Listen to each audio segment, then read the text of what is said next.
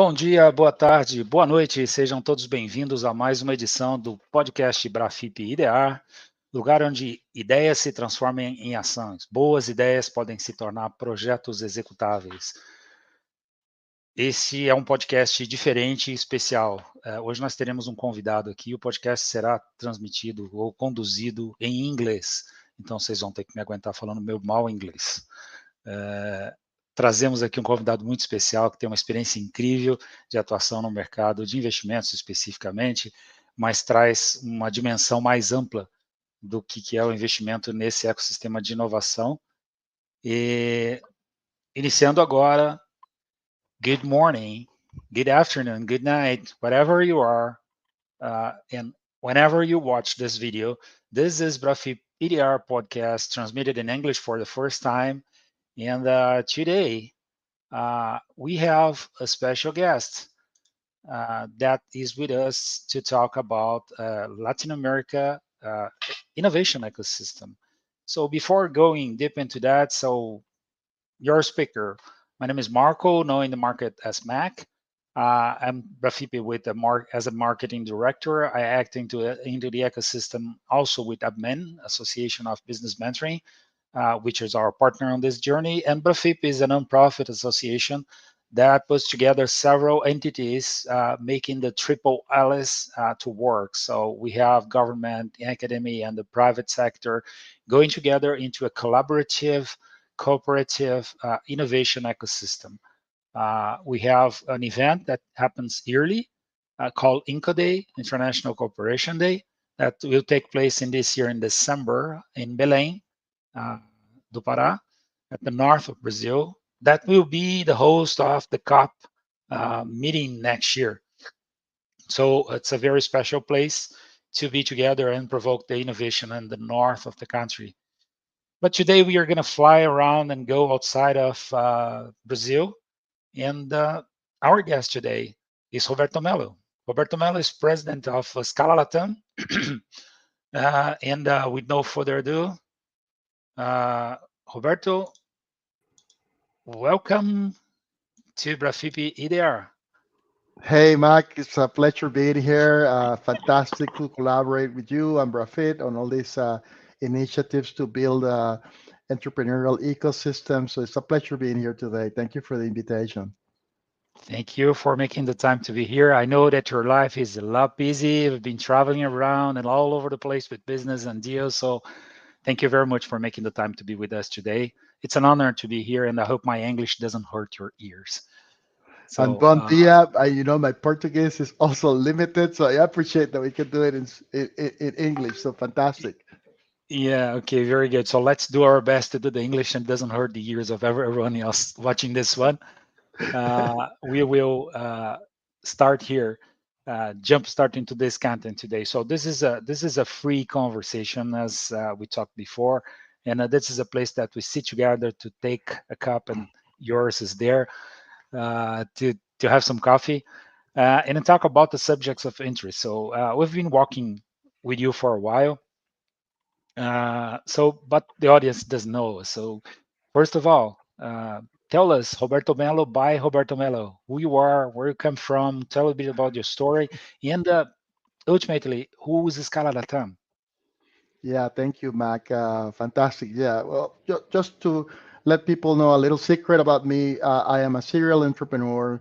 I essentially started my career early on working, believe it or not, were the place where the internet began at the Center for Supercomputing Applications in Champaign, Illinois, so where the first browser was built. So after that, I have been always in the entrepreneurial ecosystem. I built a number of startups. Recently, or a couple of years back, I sold one of my startups to a Singaporean company. And then based on that experience, Mac, I learned that it is difficult to build startups in Latam, and it was certainly something that I kept in mind. And with that idea, I decided what was the inspiration to start Scala Latam. So, what is Scala Latam? As we figured out that many of the startups had a difficult time getting started or getting to grow to the next level, many of them got to a point where they have a fantastic idea, but they run into roadblocks, so they don't grow. They stay same size. So we decided to build an organization that actually interacts. What we say Scala does is we help ecosystem partners build sustainable innovation clusters. So it's all about building sustainability, about and let's break that down.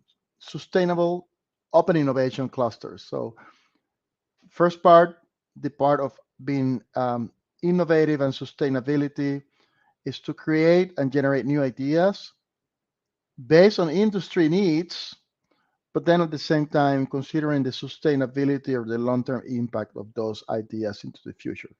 And then finally, the aspect of openness is how do we build clusters where we connect many stakeholders. So that's a little bit about what Scala does.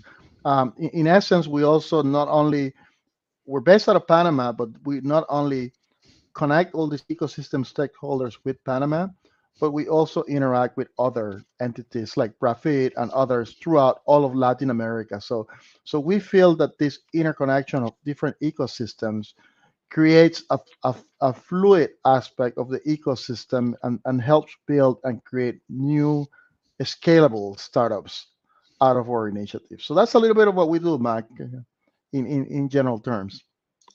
Very interesting. So, what is your background into? You mentioned about being a serial entrepreneur. You went into some ventures, so you know what is about to go into the valley after death of coming from early stage to later stages of investments and development. So what's your point of view on the investment side of this? So you got out of a successful operation, you sold in it, so you got a successful exit. You put this money back in, so you are doing it again, but now creating a condition for more people to do and providing your experience to that. So two things that I think that it's of interest of our public here. Number one, it's how money accelerate things, and number two, how experience can support these operations moving forward. So you mentioned about clusters. This is not just about putting people together. It's about sharing knowledge and living together. So building things together. Explore something about this. So the early stage investments and how this works and Yeah, living together. yeah, absolutely, Mac. Let's start first with a little bit of what builds a startup. And as you Perfect. said, money is not everything, but money is needed. I can assure you that a startup needs money in order to scale. It, there are some exceptions to that where you could build it organically, but if you want to actually do it and do it rapidly so the opportunity doesn't pass by, you need to raise capital. But as we said, capital, there's money and there's money. Not all money is made equally. So sometimes it's best to bring in money that sometimes we call it smart money, which is money that comes together with knowledge, connections, and know-how. So it's the other complementary aspect. So when when you start with a good idea that solves a problem and you need to take it to the next level, there's two primary things that you need: expertise, how to do it rapidly, and of course you need money. So in Latin America, by the way, one of the biggest problems that we have, and this probably applies to Brazil and all over Latin America, we have many good ideas, many, many. But what happens is sometimes as a startup, as a founder, sometimes you're good, but you're not good at everything. You're good at one part.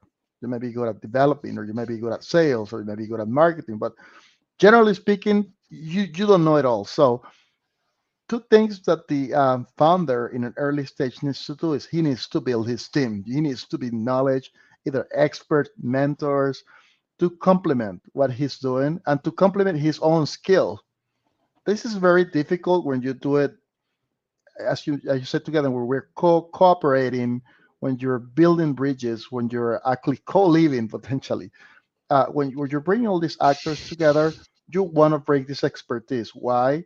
Because the founder spends a lot of time going from place to place to place to place and finding the right people. It takes a lot of effort and it takes away from the actual business. So from one side, How could we bring people together that build that expertise that complements the founder? Vital, vital. So getting together, not only the startups, but getting together the expertise is about building these ecosystem clusters that we do at Scala. And then the other thing is once you have this team, once you have an idea, once you need to take it to the next level, it takes money to market, to get new customers, to onboard customers, to scale the company through many countries. And typically, I tell founders that, or the norm is that you have to make 200 presentations before you actually get an investment.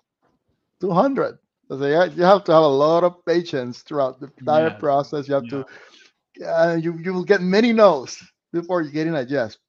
But what we try to do at Scala is we optimize that process rather than the founder having to go one and meet this investor and another potential investor. How about if you could meet all 200 investors in one meeting?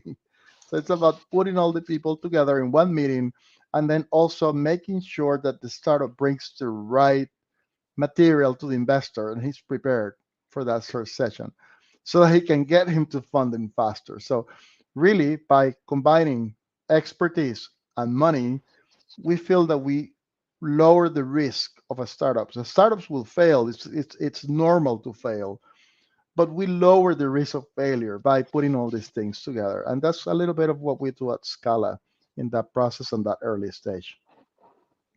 Very interesting points you brought, and that brings back to me the scale of development. So the first thing is the individual, the founder. So it's a special person that it's dedicated to see a problem, will to solve it, think of an idea, but he's not alone. So he normally the co-founder has a very important role here because it's the one that it's gonna argue and you discuss and you're gonna test. So it co-create and co-build this thing. But these two are enough to maybe do the 200 presentations and go find something out. But the team that comes after this is what creates the, let's say, the mass that the body that you need to move forward and grow successfully and validate all the stages that you have. So you need to validate the idea. You need to validate the minimum product that you have. You need to test if customer is going to pay for you. So if the numbers close, so if the bottom of the pyramid doesn't close, cost or revenue, forget about this is not a business. So a lot of things that they need to learn. And as you said, nobody knows everything. You're good in marketing, you're good in sales, but probably good in finance. So one thing or another you're going to miss, and this is where the smart money comes in. And if you bring people that brings together with the money some extra uh, knowledge and experience to help you to move faster and make better use of the money, uh, it's gonna, let's say, make you avoid risks or avoid failures or bad failures, as we used to say in startups. So there are good failures and bad failures. And bad failures when you fail and doesn't learn anything with that, you just lose. There And has to be a learning experience of every failure, but failure is part of the process, and so and you that's have to be it. prepared for it to sustain it. And sometimes failure in the startup might not be the end of the world, but it might be an opportunity to pivot into another area. So sometimes we this is where the team is so important. Also, Mac, this sometimes two, three, four people, the initial core team when we're looking at investments, this is very important. Why is it important? Because it's that team that needs to learn from those failures and adjust the process. So they have to be able to adjust the process, adjust to change, adjust to failure so that the company could continue to this next level. Most of the time, when you have a startup and you have an initial idea, first of all, you don't know everything about that idea. You don't know you don't know you're testing. And then as you're building and testing, you learn and you adjust. But it's a process. It doesn't happen overnight like a win all one step. But it's more of a stage process. It's very, very important as you're building these organizations. The other thing, I think you mentioned another aspect. It's the process is a stage, meaning when you're two people and you start, it's like a stage process. sometimes we call it an ideation process. You still have an idea.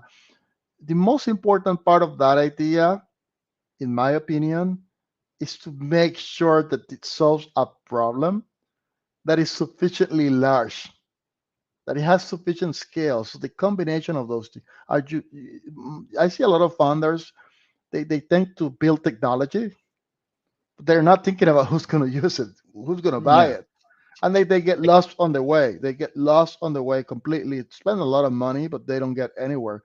I think it's very, very important to know what problem are you solving for whom, and are there many people that might have that same problem. This is so important. And then the other thing is um, selecting your founders. If you have an idea, sometimes you're just one. The other important thing it's around bringing other co-founders. Sometimes the founder starts and he fears that maybe he's very good in marketing, but he's not as good in development. And he needs to bring a development founder. So being able to find this extra founder is as important as raising money, for sure. And then it goes to other phases where you're validating the idea, have a minimum viable product, start selling it, and then next things, can you repeat it? Can you get more than one customer? Can you get 20? Can you get 30 customers? And that's where the excitement begins, when you start proving the money. But it's about going through this phase approach of de-risking, getting product market fit, and scaling the process. And it's certainly a process that requires a lot of consistency and dedication from the founding team to get to the end result, which is growing and selling the company. But it's a fantastic process. I'm doing it a lot. Once you do it one time, you want to do it many times. It's for certainly much fun to do it. And Yeah. not to have to do it alone is for sure one of the things that we try to do in Scala. Doing it alone is really tough. It's really tough to be a founder in an Yeah. ecosystem where you don't have any support and so forth. It's a difficult place. Um, so to the degree that you can get to collaborate with others and so forth, that's powerful. Yeah. Yeah. You know, one thing that I always say, that's that being an entrepreneur, not a startup or an entrepreneur, because for me a startup is an idea that is willing to become a company. So you don't have a company, you have an idea and an hypothesis to test, and then you start this journey that you beautifully design. But think about an entrepreneur. So I would like to open a restaurant. So I need to think about people. I need to think about supply chain, about sales, about marketing, and about maintenance, and about government, and it's a lot of regulations, and so all of those stuff. So it is a set of different disciplines that, as an entrepreneur, I need to have the courage, the skills, and the be humble enough to admit that I don't know everything, and I need to find the right people to support me, be it third party providers or my employees or collaborators that are together with me. This is an entrepreneur going to into, let's say, safe market. It's a restaurant. You have several of them on the same street. But if you're going to a completely new environment, so it's like jumping outside of a cliff without knowing that if the parachute is behind you and it's gonna hold you enough. So it's a very large risk. So this uh, risk mindset is something that, so we have something with us today. Marcia is from Ubman, and she has been with us, and she brings a risk failure and a mindset of the founder are part of the main process of knowledge of startup. So this is an asset that if you don't find it in a founder, it's not ready. I I think it's a vital skill of a founder. Risk and failure are going to be part of the process for sure. So one of Hmm. the most important parts that a founder has to do is to know what to do with failure. And of course, you're taking more risk than other people, and you will have more reward because ultimately you will have a higher reward. But it's certainly something that you have to develop the skill to be able to bear the risk and adjust to failure, and it needs to be part of your DNA, because it's something that you will have, and it's certainly a little bit of a sort of a roller coaster type thing. Yeah. I think for a founder, and it needs to have a Yeah. very strong willpower to after a failure immediately stand up and keep trying. It's vital. Very, very important. And as you said, there's a saying out there that many entrepreneurs, they jump off a cliff, and in the process, what they do is they build an airplane to the next place. So yes, absolutely. There's a Yeah, very and they ended up landing in a completely different spot they that they have to thought of jump without a initially. parachute and build the airplane on the way. A little bit like that. How do you say that thrill of jumping and at the same, but you don't have any parachute, so you have to figure it out as you're going off the cliff. So it's but certainly once you build a lot of those skills, and once you're humble enough to bring other people to the team, because you have to automatically sort of do a self-assessment. This is, I'm good at this and I'm not good at that, and you need to quickly identify what you're not good at to be able to complement your team rapidly. So and find the right people to do that. That's very important as well. Yeah, yeah, very, very important. So, you know our process. So we've been together for a while. Scala has been a supporter for BraFIP. Last year we had a very successful Inco Day in Panama. We brought more than 50% of the selected ideas were from Latin America region, Spanish-speaking countries, and that was an awesome achievement for our event. And due to your support and Aleti with us, supporting to develop all of this, so increased, let's say, the entrance level. Now it's a little bit higher for everyone because you brought some very selected people to the audience, and I would like to focus a little bit about on this. So we are talking about a very early stage uh, endeavors here. So when we call the ideas, when you open our call for ideas, by the way, next week at the 21st, it's going to be the launch of the call for ideas, 23rd in Spanish. So we'll be together again talking about this. So we'll be opening the enrollments. Stay tuned, guys. We'll be there soon. So when we open this, we talk to people. So you can bring, if you're a person, you have an idea, and you have and you want to experiment this. This is the space. So if you're a teacher at university and you have a project, or let's say a graduation project that you'd like to test in the market, this is a safe spot you can do it. So if you're an entrepreneur who has a new product that would like to test the concept of that product, this is another opportunity to come here. So we are not limited to the ideation phase and the classic startup model, because it's a call of ideas. But what we are looking here is people that are willing to do this together. So this, the cooperation part of it is very important, because it's people that has this kind of self-awareness you mentioned, that I will not do this alone, and in this space I will be exposed to several organizations and organisms and companies that are willing to look for good opportunities to invest on. So the attributes that we talked about here, the entrepreneurial aspects, the learning with failures, the risk mindset, all of these are things that we evaluate when we select the ideas to come to the final destination and Inco Day at the end of the year. So we are talking about early stage uh, ideas here that are not a product yet, or they sometimes are not a company yet. So tell me a little bit about early stage. Why is it important for any kind of idea? So what is the difference of our early stage investment or going to a bank and lending some money and taking the risk into myself? So what is the major difference of this? It has to do with maturity. The whole process of it's like building anything. It's maturity, going through stages of of as the company becomes more mature. So of course you're talking about the early stage.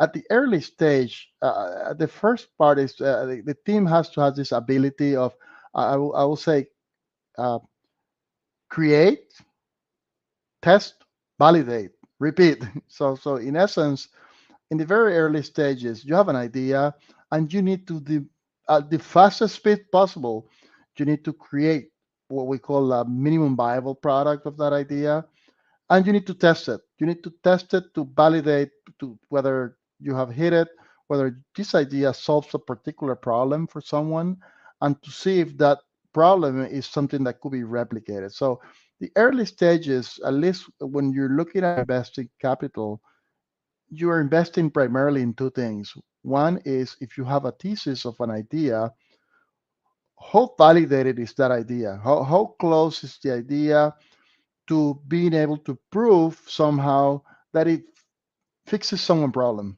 and that problem is sufficiently large. Very important, very, very important. And the other part, by the way, of these early stage companies is the team. So I would say it's 50-50. 50% is this team, the resilience, the experience. Sometimes people think of startups of, hey, these are just kids out of, I don't know, out of the university. Yeah, okay, many good ideas come out of the university. But we have seen a lot of entrepreneurs that are in their 30s, maybe even 40s, that are really the entrepreneurs that had enough experience to actually find a problem. And then they build a team around having some of the university guys and so forth. So if you're in early stage, like the process that you go through with BraFIP and we went through last year, and you guys are continuing, for us is fantastic. I mean, from the perspective of Scala, because you are allowing an opportunity for these entrepreneurs to do that, create, test, validate process with low risk and do it quickly, and then they have a platform to do this. You could put it out there and then get evaluated to see what the what the industry thinks about the idea is, and validate it quickly. You can also connect with corporates, and of course, if the idea has validation, then you can also connect with investors. So I think what you guys are doing is fantastic. It's great to connect with you and continue to cooperate on that process, because I think it generates what we call sort of a, for us, it's like a funnel. So it always starts with the early stage, and that stage is big. And then as it, of course, you continue to filter, and the companies become more mature. When you're in private equity, for instance, the private equity companies are looking for things that are very stable, that have sustainable revenue, that the revenue model is growing. At that stage, then someone is ready to buy it. And it's all about maturity. It's like growing a, it's like growing a baby. It's like a little kid that grows, or growing a plant. It goes through phases, and it needs different things at different stages also.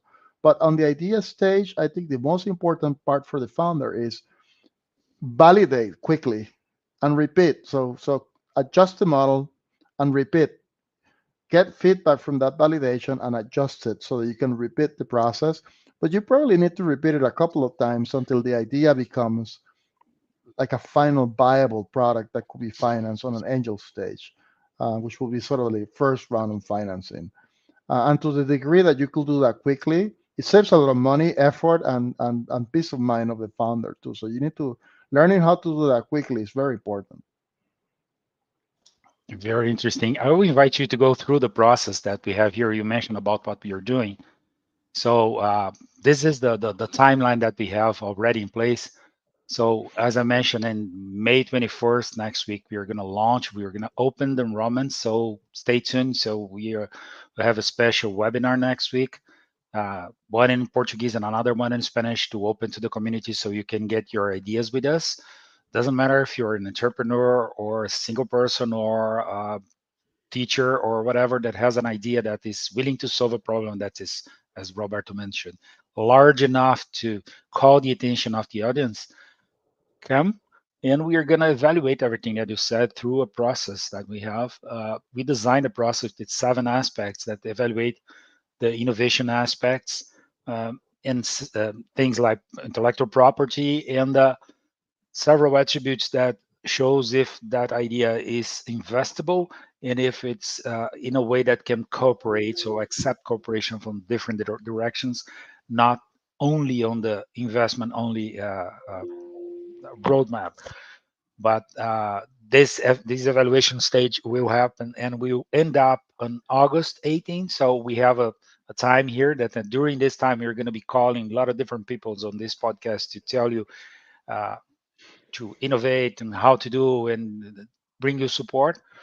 And we're going to finish this, go into this evaluation process, show the 15 people or the 15 ideas that will be selected to go to the final presentation, the demo day or the pitch day, which is the INCO day, the International Cooperation Day. And during this process, between the time that you were selected and the time you do the presentation, we have an almost 60-day period here where admin, our association, a partner association here comes together, and we bring together a couple of business mentor, professional business mentor. They have two roles here. A group of them go as a jury, so they will be the evaluators, and the other ones will act as a business mentor. So they will help you to polish your pitch, you polish your idea, to ask questions that you never asked yourself alone. And this is the great mission of a business mentor. So is the guy that we used to say at that man, this is a metaphor that we designed. An enterprise is like a bottle of wine, and you are inside the bottle taking care of how the wine is good. Okay. And we are the ones outside of the bottle that can read what is on the label, and tell you and give you hints on how can you get better, how can you get closer to what is written outside into the label. So we are not part of the deal, but we can see it from a different perspective and ease the startup or the entrepreneur to change and to ask questions that they wouldn't have to do this alone. So this is a great prize that we receive from Admin. Marcia is together with them. And after this period, we go to the Inca Day that will happen in Belém do Pará this year in December 4th. So, and we'll be there physically for the ones that are in the region that wants to stay with us, but also online for the ones that are coming, especially the international friends that will come from all over Latin and all over the world. By the way, this Call of Ideas is done in 3 languages. So we have the forms in Portuguese, Spanish, and English. So select each one you want. You can select the 3 if you are proficient in the 3 languages, because this is exposed in many languages on our website.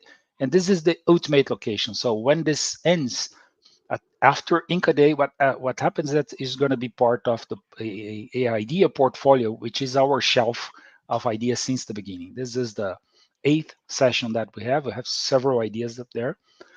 The website is being updated, should be online at the end of this week with all the ideas from updated for last year. So if you're an investor and we're looking for something, we have this that's separated by segment, by industries. So this is the ultimate goal for this.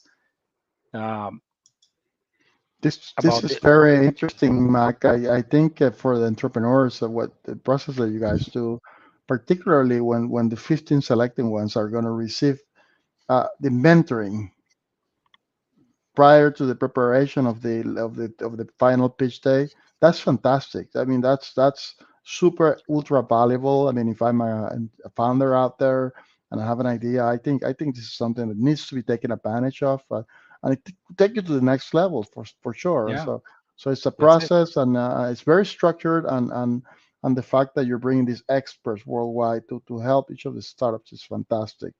So I look forward to the 15 candidates actually also for Yeah. funding, and to get very good candidates for investment. So we're very excited that we could participate, and hopefully find interesting things for us to get involved with on the investment side. Yeah, and yeah, we as well on our side. So the exposure that we got with you, and we're talking about the next level of this relationship. So we are talking about investors, and we talked a lot about founders. How do you get to be a founder? What the attributes and the risk mindset and everything. But what about the investment side? So I'm an investor. I put money in the bank. I buy government papers and things like that. I'm a normal investor. If I would like to invest in a startup, my mindset should be different as well. So how do you put together investors? How do you cluster those investors and show them what is the difference between a regular investment? Let's say let's put together a fund to build a mall. It's a completely different things of investing into a accelerator or going to a directly Absolutely. my money inside one startup as an angel investor. So tell me a little bit about this. How do you put Yeah. together this club, this group of Uh, people? Well, Mac, great. I'll tell you a little bit about the Venture Club Latam and what is it, and what are the Venture Perfect. Club Latam chapters. The truth is, most ecosystems in Latam, the wealth in those ecosystems was not generated from startups. Like if you go to other ecosystems, I mean, of course, the mecca of ecosystems being something like Silicon Valley, you see a lot of multi-generation successful startups investing again in successful startups. It's very easy. It's part of the culture. So in a lot of our countries, including Brazil and all of Latam mostly, the wealth of these countries was built in other industries, more traditional things, real estate, banking, traditional financing, and so forth. So uh, and most of these investors are sophisticated enough that they know that doing startups is important. They know they have not never done it before. So if you are an individual founder and you go to one of these investors, you have a very low probability of having success because they don't know. So what we're doing is the first part is as we're onboarding new investors, we teach them on what things you need to know on how is investing in a startup different. Because by the way, investing in startups in our traditional ecosystems are very risk averse and very negative to failure. So yeah, like if something fails, it's like the end of the world. It's like wow. Mm-hmm. But the reality is, when you look at a venture fund that invests in early stage startups, the venture fund knows that a large percentage of their portfolio will fail. Only around 20 to 30% of the portfolio will do the return. So the other thing that is important to teach investors is about consistency in investment. You need to invest in many startups. They need to be monitored, de-risked, nurtured, grown, but a lot of them will fail. By the way, it's part of the process. So when we're putting them together, we teach them about this and we teach them about portfolio management of those. You have to build a portfolio of startups where some of them will fail, some of them will have success, and it is the success that will make up for the failure of all others. And and and, and it's a process, by the way, both culturally and but it's important as we're having success that we teach we end up teaching the aspect of having success, and of course teaching about how the world of investment works, and its mathematics are a little different. Like if you build a mall and it fails, it's the end. There's nothing else. If you invest in 100 startups, 70 of them will fail. The other 30 will make it for the difference of the 70 that fails. It's very important that they need to know that. But this is why it's important for us to build a fund, because when you are pulling money from many actors into a fund, then you can actually manage a portfolio, then you can make several investments, you can de-risk, and you can actually manage this process. But teaching them is also a part of the process to help them start bridging the aspect of traditional investing and investing in startups. And then the next part is, of course, these are very intelligent business people with many connections, knowing others, knowing where to present. So how do we take advantage of that knowledge to help the founders connect through these angel investors? So generally speaking, we put together networks of angels in many cities, and then they act as a single group. We educate them, we tell them how to invest, but we act as a fund, we act as a single unit. We follow up on investors as a single unit. And that's tremendous value. But because let's say before things like Scala, many of them did this, but they did it informally or individually or one by one. And then the other risk is not risk, but the other aspect is there are very few initiatives that do early stage right now. And this is a big challenge for LATAM in general. And I think we feel a void that is very needed and that will tend to generate more new innovative ideas in LATAM over the next couple of years. Interesting. So you brought one aspect that called my attention deeply, which is the role of the knowledge into this process. So you have a funnel to select the startups that you invest on. So in as much the best you can provide experts and mentors to drive these people to be more, let's say, successful or has more probability of success and learns this risk mindset better. You're good on the startup side, but on the investor side as well, you need to teach them. You need to lead them by hand. So, in the creating the structure to going as a group, you're reducing the risk of both sides because you have a structure, have a governance on this. That so I'm not a single startup alone going to the market fighting an angel investor, and it's the two of us. So we can both fail because there are a lot of pieces missing in this infrastructure that you're providing that keeps the space either safer or uh, with more probability of success because you have the structure and you have the connectivity with the ecosystem. So this is another thing. The venture club Latam, I know that it was incorporated in US, as you mentioned before to me, and it was designed to attract attention of people from America. So it was created with the intention of expansion in the region. So this is a kind of a mindset of thinking about a corporation. So it's a corporation to invest into innovation, attracting people, but let's say what you offers to them, it's not only the opportunity, but not the only opportunity of earning money on this, but also learning about that and putting this knowledge to leverage the possibility of earning that they have.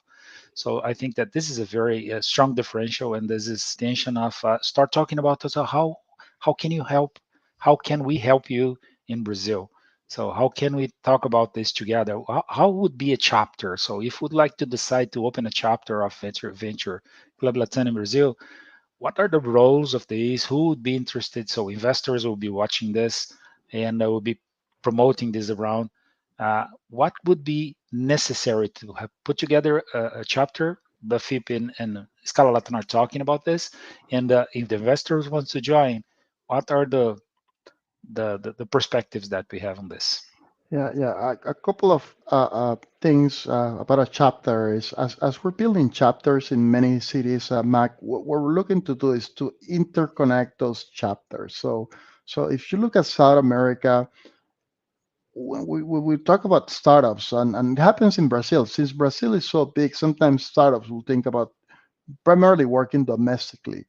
But if they could think about the whole Americas as a market, then their ideas could even be bigger.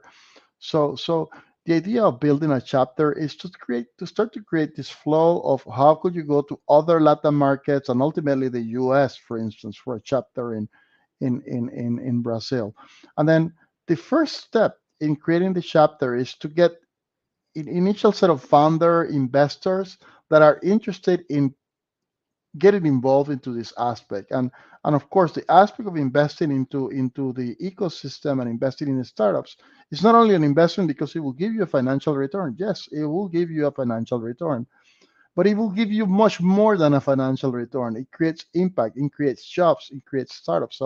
So the first step is for us to create a cluster of about 10 to 15 investors that they start meeting to look at the opportunities in synchrony with the other investor clubs that we have throughout Latin America. And then this starts generating what I call ecosystem momentum. Most of the time, when you're trying to do these things, you suffer from inertia. You suffer from the difficulty of getting started. So as you are acting as a group, then you're getting this momentum to move forward. So by getting them together, by getting them to see opportunities, you start to build the momentum to move forward and stopping the inertia of the ecosystem. So the other aspect of what you mentioned earlier is as you're building this ecosystem cluster, because you're acting as a group and as a group of many clusters, not only a cluster in Brazil, but a group of many clusters, the community building and the aspect of working as a team certainly de-risks the opportunity because now if any one of the startups fails, it doesn't really matter because it's built for them to fail. So it also starts giving the ability to okay, failure is not the end of the world, and then it also allows us to focus and create that funnel approach of ultimately finding the most successful companies. But and then the other thing, it allows the investor also to set aside an amount of investment that doesn't have to be very large, but will have a significant impact. So it allows to divide almost crowdfund, democratize the access to the startups as we move forward. And this is something that under normal conditions was not available. So it's an aspect of democratizing while creating a culture of innovation for both the investors and the founders. Very interesting, Roberto. And what is the difference between the Venture Club Latam and a venture builder? It's a new model that we've been seeing in the market. So people Yeah, sell yeah, shares of yeah. a company that invests and provides infrastructure. So it sounds to me that's a little bit different. Yes, a couple of things, by the way. As in Scala Latam, what we offer is ecosystem building content. So we generally find a partner that wants to build sustainable open innovation, and then we start building around that. I'll describe a couple of aspects. There are 5 elements when we're looking at sustainable open innovation that we take into account. But the first element, believe it or not, are large corporations. And why? Why do we generally try to recruit large corporations as we're building a hub? We try to recruit large corporations because these corporations are what we call market makers. They create the opportunity to generate demand that is based on a particular real market need. So it helps the previous topic that we were covering earlier, which is validation. It helps bridge the speed which you have to validate. So aspect one is the aspect of bringing in the corporations. The second aspect, of course, is the experts. We talked about it, the mentoring. You guys already do some of that. The next aspect is the startups, the founders, the ideas. They will fail a few times, but as they fail, they learn, they get better. So that's the next aspect. And the next aspect, believe it or not, is what we call open R&D, which is essentially the same needs allows for us to showcase some of the needs at the of the corporates and allow some of the researchers at the universities to start working on new models or technologies to solve that, so they could effectively become then innovations afterwards in the process. And the last component is the investment side. I will showcase 2 things. Venture Club Latam is focused more on the money and the gathering of people, but the Escala Latam does a little bit of venture building process with its mentors, with its partners, with its ecosystem. For instance, recently, like this morning, I was with an ecosystem partner that provides infrastructure, space, and facilities, and internet, and they're willing to participate in the process and put this on the table for any startup to develop capabilities they want. So we're talking about not only putting together things as interesting as not only putting together capital and putting together talent, but putting together potentially infrastructure and so forth. Um, Escala Latam does get involved more in the venture building aspect as a company, whereas the Venture Club Latam is more focused on the investment side and doing a return for investors with the money that is put in, the actual cash funding. So it is an aspect of the total global process, but it needs to be encapsulated in a certain way in which we can actually manage the return and the investment of money from people in a way in which we have governance and we have structure and we're reporting back to the investors. So separated into 2 parts, but we ultimately, once we fund in a company, then we start this venture building process around what I mentioned, around the ecosystem elements that I mentioned earlier. Um, and once we build a chapter, we might start the chapter on the side of the investors, but in a local chapter, we start also building blocks with each of the other items. The of course recruiting startups and investors um, and the mentors and so forth, so that we can complete, and of course corporations that may have mean, so we can complete the ecosystem dynamic of that particular chapter. But generally, we think that a good place to start is to have individuals who have capability to put in money, might have connections, might have ecosystem influence, and this is a good group of people to start with on a chapter. Okay, so um, a let's say strategic partner can join the club as a partner, providing let's say economic assets to this. So like infrastructure, as I mentioned, or technology or facilities or whatever is needed for the the program to run, and also the opportunity to put money under this and to go as a financial investor in it as well. So it's like two different roles, but they can be combined. It could be the same in certain ecosystems. A single player could be both. I'll give you a couple of examples. Or could have more than one role, but let me give you an example. For instance, there could be like a technology park that has space and facilities. They might want to participate by putting infrastructure, but they might also want to create a fund to put in some money, or they might decide to put in the infrastructure in exchange for equity. So there's some dynamics that Hmm. could go into that place. The other case might be a corporation. A corporation might want to consume, meaning they might want to hire the startups to do a project, but they also might want to put in money if the startup is interesting. Like we recently had a startup that say, "Hey, look, we not only want to put in money, we eventually want to buy this company if they're interesting." So they could And be incorporate that potentially, as our product. So yeah, they say things like incorporate it that. as a product or make it a business unit, or allow find something that could allow our company to grow. So there's a few dynamics, but sometimes as we're learning, because we are of course learning in this process too, as we're learning about ecosystem building in an open way, meaning many players, we're learning about the different roles and responsibilities that players could bring into the table. It's very interesting, very interesting. Yeah. And it's what ultimately the end result that we have talked to many clients and partners and startups is about value creation. That's the best description. We put different actors together so that the sum of one by one creates higher value. And then it's Yeah, interesting. very interesting and very dynamic and exciting. So one third aspect that we'd like to bring to the table, we talk about the founders, we talk about the investors, but the mentor has a major role. You put it in the center of your five aspects that you brought here.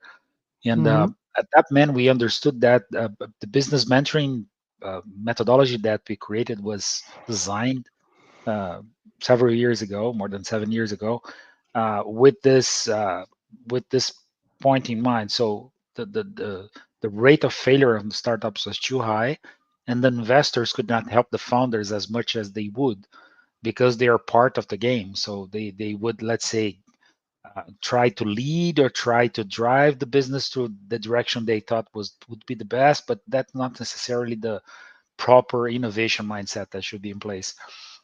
So the business mentor was created with this in mind. So somebody that is not part of the deal, but he can ask good questions to the founder, so they have new ideas, new aha moments, and then that will, let's say, reduce the risk of the investment for the investor, can help the investor to help better. So the smart money becomes smarter with that because we can select the proper, let's say, networking, connectivity, resources, and things like that from investors. But also, there's an opportunity for the mentor here to become an investor down the road. So I know that there's an opportunity here for the Venture Club Latin. I would like you to talk to our business mentoring audience here.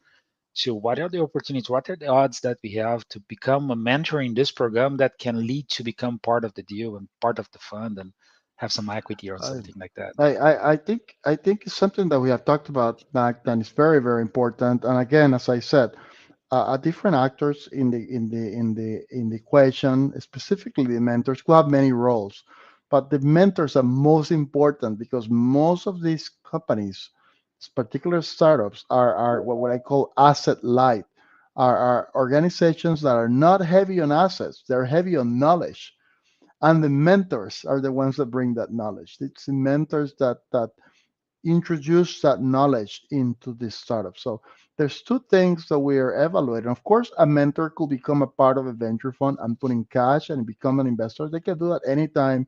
As a matter of fact, we have programs in the Venture Club Latam specifically for people that are mentors that want to become investors. But then after they become investors, there's also other opportunities as mentors. The first one that we have been exploring is what we call a sweat equity fund, which means acquiring equity in the venture building process in exchange for equity. This is something that we're building and we will have available. But as we go through cohorts, We want to have the opportunity where we have a cohort of mentors, and those mentors participate on equity because of their time put into the equation of building the early stage. It helps de-risk them, but at the same time, it creates an opportunity that by putting knowledge, you get equity, not by putting cash. And that's the innovative part of what we're putting together here. And then the second aspect of this is once you develop a relationship with the startup, let's say that the startup becomes one of those that gets funded, then the mentor can continue not only as an investor and potentially as someone that put in sweat equity, but also maybe as a part of the team in roles that the mentor will continue as the company grows. So the mentors have an intricate part in the value building process of the organizations and the companies that we have, and it's very important. And we're also looking at creative ways, like getting them involved, like that, like the sweat equity fund that we're putting together. And we think this is going to generate tremendous value for the mentors and then for the investors and for the entire ecosystem process that I described earlier. Very interesting. So it's I see a very good opportunity here for the partnership between BraFIP and IBM with the both offerings. So we have the ecosystem that bring the startups. We have the chance to bring the local chapter of the Venture Club Latam here. So create environment so investor can join. And also IBM can bring the mentors so they can go to the sweat equity program or go as an investor with cash if they want. So it's a it seems to me though it's a very good and perfect combination here to put together a new endeavor in Brazil that I never saw acting in this way. So BraFIP with its connection to the whole ecosystem and especially the transit into the government agencies, universities, and the international approach that we have with our international representatives can create a chance for leveraging this very much. So it would be a very good I see a good future moving forward together, We're very, creating very excited, ecosystems. Mac, about the possibility of having the Brazil chapter and collaborating with Brafit and collaborating with Appman. I think the synergies to do that are fantastic, and I think it's a very good timing for us to put it together. So we look forward to having that chapter active and bringing in startups and producing startups very, very soon. So look forward to that. But yeah, you're absolutely right. All the elements to make that successful is there, and then we just need to make it happen at this point. Yeah, that's it. Roberto, it's been a wonderful chat here with you. It's 1 hour almost. We're at the top of the hour. So thank you very much for being with us today uh, and sharing this profound knowledge about the ecosystem and your passion about this, the innovation journey. And very happy to help you with us as part of the group here promoting the Inco Day. And I would like to invite you again for my last speak about Inca Day. So it's stay tuned, people. In May 21st, May 23rd, it's gonna be we will be open enrollments for the Call of Ideas of BraFIP with the journey to Inca Day 2024. This year will happen in December 4th in Belém do Pará uh, at the Technological Park at Fundação Guamá. So there is a session here on this podcast. The first podcast of the year was with Rodrigo Kittis that talked us about the amazing opportunities we have at the north of Brazil and all the Amazonian region, which is more than Brazil. So it's a completely new mindset of using the sustainability and local resources as an innovation and lots of good problems to solve and people willing to use the natural resources in the best way.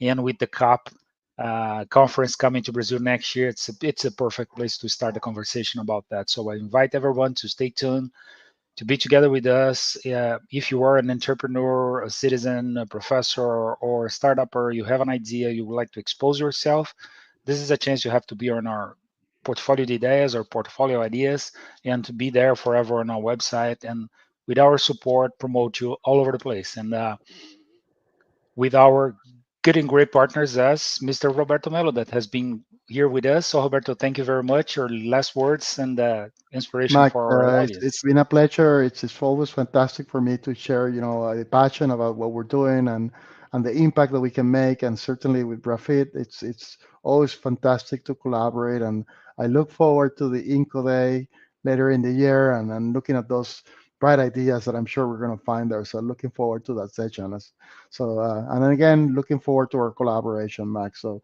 thank you for inviting me and having me here today. Thank you, Roberto. See you soon. See you next week in the launch. Okay, fantastic. Have a nice day. Good afternoon to everyone. Bye-bye. Take care. Bye-bye. Okay, good morning, good afternoon, good night, whenever, whatever you're seeing this video. This was the 5th edition of BraFIP podcast, BraFIP IdeAr podcast. In English is different. So hope you enjoyed this session with Roberto Melo, and see you soon on another session. Next week we'll be here launching, opening the call of ideas for the Inca Day 2024, and stay tuned. So it's on our LinkedIn. You can go there, enroll yourself, and stay together with us here. We'll have our directors of BraFIP here launching this. Hope to see you soon in this podcast, and take care. Here is the place where good ideas can become actionable projects. So join us and stay tuned on our next session next week.